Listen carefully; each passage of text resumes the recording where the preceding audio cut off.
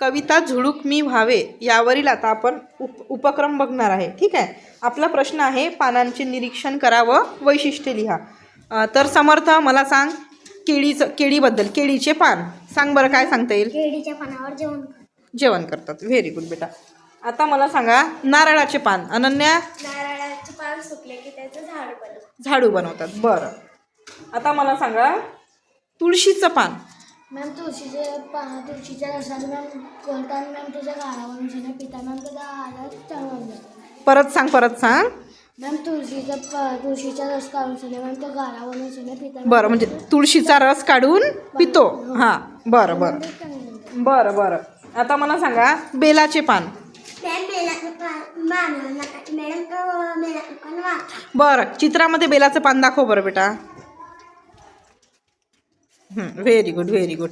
आपण मंदिरात महादेवाच्या दर्शनाला जेव्हा जातो तेव्हा बेलाचे पान आपण वाहतो. आता मला सांगा कडुनिंबाचं पान. कन्हैया